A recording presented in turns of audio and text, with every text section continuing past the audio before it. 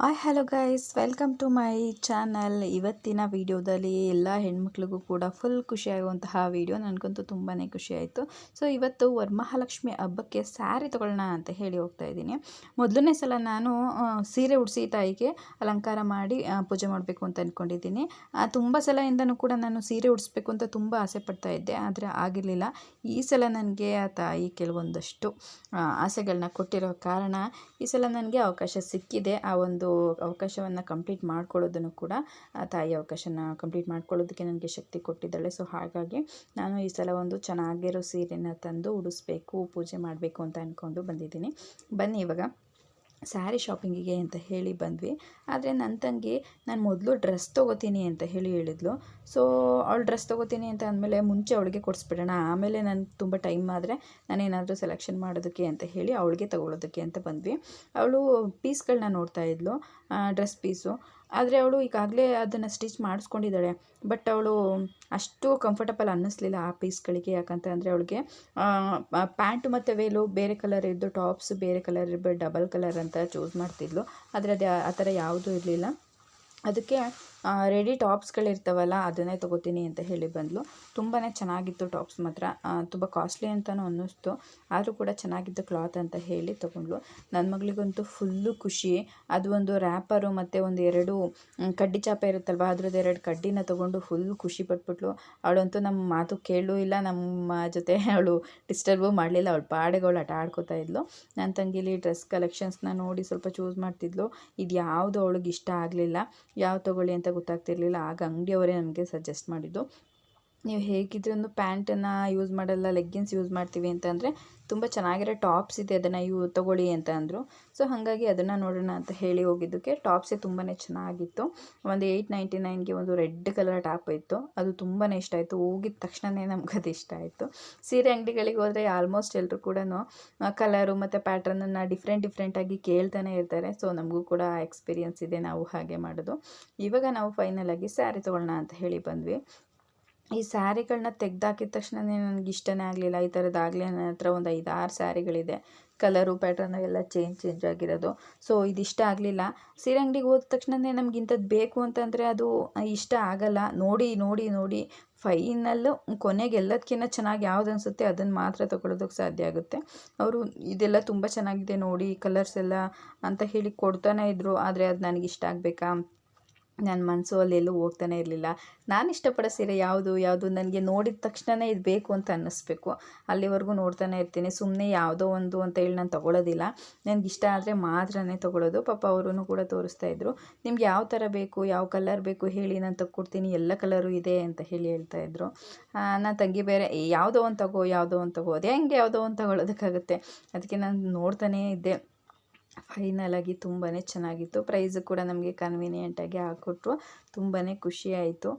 ಇದರಲ್ಲಿ ನಾವು ಇವಾಗಲೇ ಒಂದು 3-2 ಟೈಮ್ಸ್ ಏನೋ ಬಟ್ಟೆ ಎಲ್ಲ ತೊಗೊಂಡಿದ್ದೀವಿ. ಲಾಸ್ಟ್ ಒಂದು ಹಬ್ಬದ ಟೈಮಲ್ಲೇನೋ ನಮಗೆ ಬಟ್ಟೆಗಳನ್ನ ಡ್ರೆಸ್ಗಳನ್ನ ತೊಗೊಂಡಿದ್ವಿ. ಇವಾಗ ಸ್ಯಾರಿ ತೊಗೊಂಡೆ.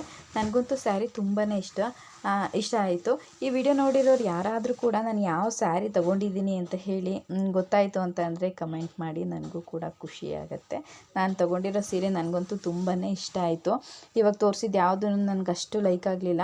ಅವರು ಮೇಡಮ್ ಇಷ್ಟು ಸೀರೆನಲ್ಲಿ ಒಂದು ಇಷ್ಟ ಆಗಲಿಲ್ವಾ ಅಂತಂದರೆ, ಅದು ನಮ್ಮ ಮನಸ್ಸಿಗೆ ಕಣ್ಣಿಗೆ ಎರಡಕ್ಕೂ ಬೇಗ ಇಷ್ಟ ಆಗಬೇಕಲ್ವ. ಸೊ ಆಗಲಿಲ್ಲ. ಅವರೆಲ್ಲದನ್ನು ಜೋಡಿಸಿಟ್ಟು ನೋಡಿ ಮೇಡಮ್, ಕಲರ್ ಕಾಂಬಿನೇಷನ್ನು ಸೆಲ್ಫಲ್ಲಿ ಬೇಕಾ ಅಥವಾ ಇದರ ಕಾಂಟ್ರಾಸ್ಟಲ್ಲಿ ಬೇಕಾ ಅಂತೆಲ್ಲ ಕೇಳ್ತಾನೆ ಇದ್ದರು. ಸೊ ಸೆಲ್ಫ್ ಅಂತಂದರೆ 2 ಸೀರೆನ ಎರಡೂ ಒಂದೇ ಥರ ಇರೋದು, ಬಾರ್ಡರ್ ಮತ್ತು ಫುಲ್ ಸ್ಯಾರಿ ಒಂದೇ ಥರ ಇರೋದಕ್ಕೆ ಸೆಲ್ಫ್ ಅಂತಾರೆ. ಕಾಂಟ್ರಾಸ್ಟ್ ಅಂತಂದರೆ ಬಾರ್ಡ್ರ್ ಮತ್ತು ಸ್ಯಾರಿ ಒಳಗೆ ಏನಿರುತ್ತೆ ಅದೆಲ್ಲ ಸ್ವಲ್ಪ ಡಿಫ್ರೆಂಟಾಗಿ ಡಬಲ್ ಕಲರ್ ಇತ್ತು ಅಂತ ಅದನ್ನು ಕಾಂಟ್ರಾಸ್ಟ್ ಅಂತಾರಂತೆ. ಸೊ ಹಾಗಾಗಿ ನಾನು ಕೂಡ ನನಗೆ ಅವ್ರು ಯಾವ ತೋರಿಸಿದ್ರೂ ಇಷ್ಟ ಆಗ್ತಾನೇ ಇಲ್ಲ. ಎಲ್ಲನೂ ತೆಗೆದು ಇಟ್ಟಿದ್ರು. ಹೆಣ್ಮಕ್ಳು ಅಂತಂದರೆ ಹಂಗೇ, ಒಡವೆ ಅಂಗಡಿಗೆ ಮತ್ತು ಬಟ್ಟೆ ಅಂಗಡಿಗೆ ಹೆಣ್ಮಕ್ಳ ಜೊತೆ ಯಾರೂ ಹೋಗಬಾರ್ದು. ತುಂಬಾ ತಲೆ ತಿಂತಾರೆ. ಹಾಗೆ ಅಂಗಡಿಯವ್ರಿಗೂ ಅರ್ಧ ಹುಚ್ಚಿಡಿಸ್ಬಿಡ್ತಾರೆ. ಸೊ ಅದೇನು ಅಂತಂದರೆ, ಹೋಗಿದ ತಕ್ಷಣವೇ ಕಣ್ಣು ಆ ಸೀರೆ ಮೇಲೆ ಬೀಳಬೇಕು, ಆ ಬಟ್ಟೆ ಮೇಲೆ ಬೀಳಬೇಕು, ಮನ್ಸು ತಗೋ ಅಂತ ಅನ್ಬೇಕು, ಅದು ಮಾತ್ರ ತೊಗೊಳೋದಕ್ಕಾಗೋದು. ಅವರು ಪಾಪ ಇದೆಲ್ಲ ನೋಡಿ ಇದೆ ತುಂಬ ಚೆನ್ನಾಗಿದೆ ಅಂತ ಹೇಳ್ತಾನೆ ಇದ್ದರು. ನನಗೆ ಇಡಿಸ್ಬೇಕಲ್ವಾ, ಸೊ ಆಗಲಿಲ್ಲ. ನನ್ನ ತಂಗಿ ಈ ಸೀರೆ ತಗೋ ತುಂಬ ಚೆನ್ನಾಗಿದೆ ಅಂತ ಹೇಳಿ ಹೇಳಿದ್ಲು. ಆದರೆ ಇದು ನನಗೆ ಯಾಕೋ ಇಷ್ಟ ಆಗಲಿಲ್ಲ.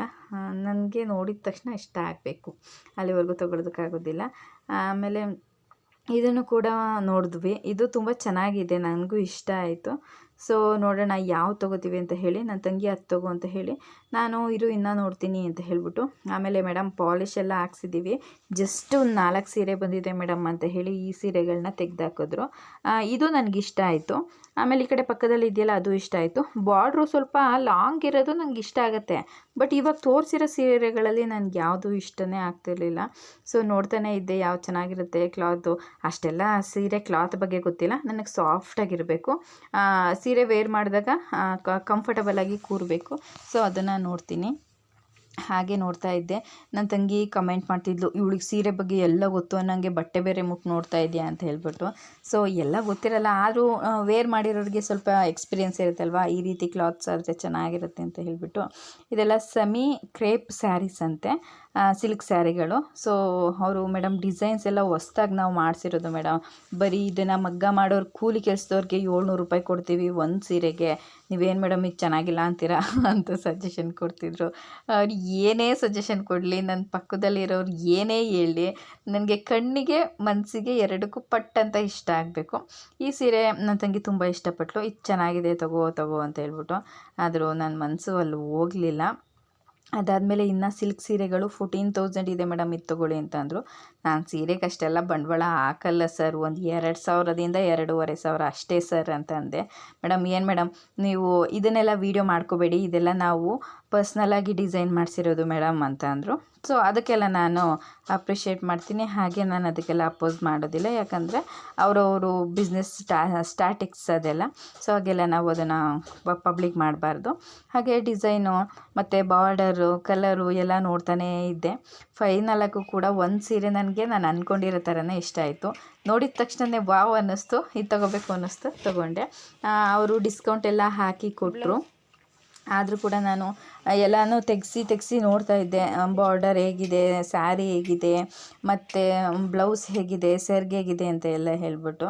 ಸೊ ಅದಾದಮೇಲೆ ಇವಾಗ ಫುಲ್ಲು ಬಿಲ್ಲಿಂಗಿಗೆ ಅಂತ ಹೇಳಿ ಬಂದ್ವಿ. ಈ ವಿಡಿಯೋ ನೋಡ್ತಿರೋರಿಗೆ ಯಾರಿಗಾದ್ರೂ ಕೂಡ ನಾನು ಯಾವ ಸೀರೆ ತೊಗೊಂಡೆ ಅನ್ನೋದು ಗೊತ್ತಾಯಿತು ಅಂತಂದರೆ ಪ್ಲೀಸ್ ಕಮೆಂಟ್ ಮಾಡಿ. ಸುಮ್ಮನೆ ವೀಡಿಯೋ ನೋಡ್ದೇ ಇದ್ದವರು ಕಮೆಂಟ್ ಮಾಡಲ್ಲ ಅಂತ ನಂಗೆ ತುಂಬ ಚೆನ್ನಾಗಿ ಗೊತ್ತು.